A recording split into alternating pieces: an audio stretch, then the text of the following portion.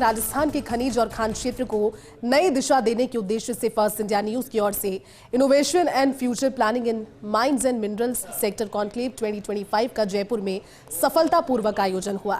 यह कॉन्क्लेव राजस्थान के खनिज क्षेत्र में संभावनाओं, नवाचारों और सतत विकास को लेकर एक मील का पत्थर साबित हुई।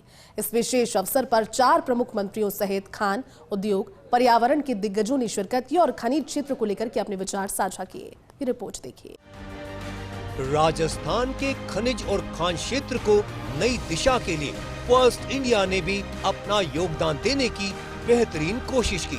फर्स्ट इंडिया की ओर से innovation and future planning in mines and mineral sector conclave 2025 का आयोजन किया गया। कॉन्क्लेव का शुभारंभ फर्स्ट इंडिया न्यूज के सीईओ एवं मैनेजिंग एडिटर पवन अरोड़ा के स्वागत उद्बोधन से हुआ। उन्होंने खनिज क्षेत्र में नवाचार की महत्ता और भविष्य की योजनाओं पर विस्तार से प्रकाश डाला। वहीं सहकारिता एवं नागरिक उड्डयन राज्य मंत्री गौतम कुमार दत्त, उद्योग राज्य मंत्री के विश्नोई, मंत्री अविनाश गहलोत और गृह राज्य मंत्री जवाहर सिंह बेढ़म ने भी अपने विचार साझा किए। दरअसल राजस्थान देश के प्रमुख खनिज उत्पादक राज्यों में अग्रणी है।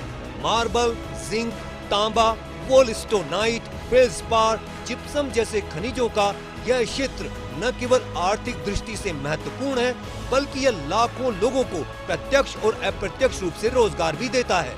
राजस्थान की समृद्ध भू परिसंपत्तियां इसे निवेश और खनन के लिए एक आदर्श स्थल बनाती हैं। खनन और पर्यावरण संतुलन में समन्वय आवश्यक। कार्यक्रम में गृह राज्य मंत्री जवाहर सिंह बेढ़म ने पर्यावरणीय संतुलन पर बल देते हुए कहा, खनन एक संवेदनशील विषय है। यदि हम संतुलन नहीं रखेंगे तो संसाधन तो होंगे, लेकिन पारिस्थितिकीय विनाश के साथ। हमारी प्राथमिकता है स्मार्ट माइनिंग, ग्रीन माइनिंग और क्लाइमेट रिस्पॉन्सिबल माइनिंग। सरकार EIA एनवायरमेंटल इम्पैक्ट असेसमेंट प्रक्रियाओं को वैज्ञानिक और त्वरित बनाने पर कार्य कर रही है।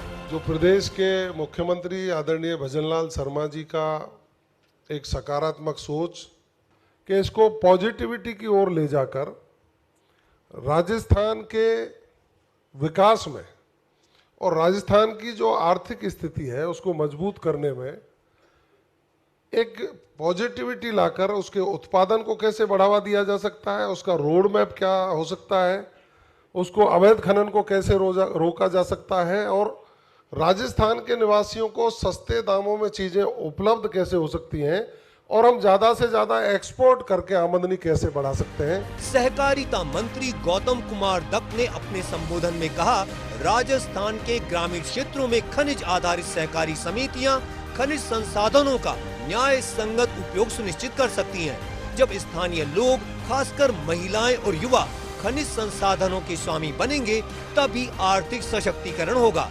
राज्य सरकार सहकारी खनन के मॉडल पर गंभीरता से काम कर रही है। उद्योग राज्य मंत्री के विश्नोई ने कहा कि हमने निवेशकों के लिए सिंगल विंडो क्लियरेंस और खनन क्षेत्र आधारित औद्योगिक क्लस्टर की दिशा में कई अहम कदम उठाए हैं। खनिज आधारित उद्योगों के लिए विशेष आर्थिक क्षेत्रों सेस की योजना तैयार की जा रही है। इससे राजस्थान खनिज निकासी के साथ साथ वैल्यू एडिशन और प्रोसेसिंग में भी राष्ट्रीय स्तर पर अग्रणी बनेगा। मंत्री अविनाश गहलोत ने कहा कि राजस्थान की खनिज नीति अब केवल खनन तक सीमित नहीं है। हम सस्टेनेबल माइनिंग की अवधारणा को अपनाकर पर्यावरण संरक्षण, पुनर्वनीकरण और स्थानीय विकास को प्राथमिकता दे रहे हैं। नई माइनिंग पॉलिसी में पर्यावरणीय स्वीकृति, CSR और सामाजिक दायित्वों को अनिवार्य प्रावधानों के साथ जोड़ा गया है। खान विभाग अब तकनीकी नवाचारों जैसे AI, GIS मैपिंग और ब्लॉकचेन का उपयोग कर रहा है। हमारे खनिज हमारा भविष्य।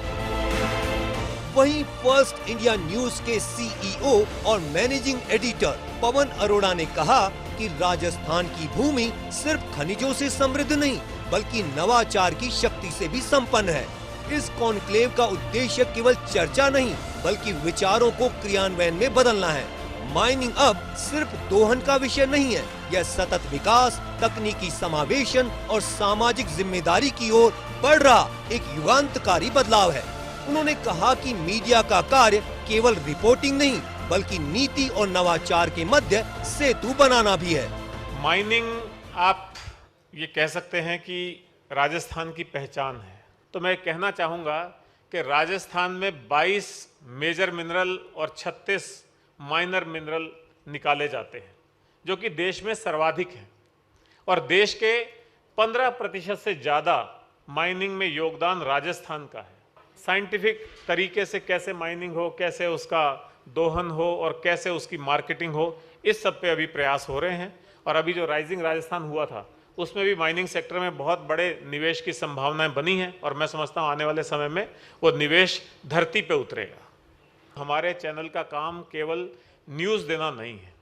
न्यूज़ देने में तो आप सब जानते हैं कि सबसे तेज, सबसे पहले फर्स्ट इंडिया है ही है, लेकिन हम अपनी सामाजिक जिम्मेदारी भी समझते हैं। साथ ही सरकार और जनता के बीच में हम एक सेतु का काम करते हैं। जनता की समस्याओं को सरकार तक रखते हैं और सरकार की जो भी अच्छी योजनाएं हैं, जो भी अच्छी उपलब्धियां हैं, जो भी अच्छे कार्य हैं, जो अच्छी नीतियां हैं, उसका प्रचार प्रसार इस उद्देश्य से करते हैं कि उसकी जानकारी आम जनता तक पहुंचे, उसकी जानकारी स्टेक होल्डर्स तक पहुंचे, ताकि वो सरकार की नीतियों योजनाओं का अच्छे से लाभ ले सके। कार्यक्रम के दौरान होटल हॉलीडे इन में बम की सूचना मिली। कार्यक्रम को संबोधित करते हुए गृह राज्य मंत्री जवाहर सिंह बेढम ने इस आयोजन की सराहना की और सुरक्षात्मक दृष्टिकोण के नजरिए से कार्यक्रम संपन्न करने की बात कही। मैं राज्य का गृह राज्य मंत्री भी हूं। एक मेल आया है थाने में और उसको हमको सीरियस लेना चाहिए। हमको एहतियातन इस बिल्डिंग को तुरंत खाली कर देना चाहिए, जिससे पुलिस अपनी पूरी चेकिंग कर ले और उसके बाद आप सब लें।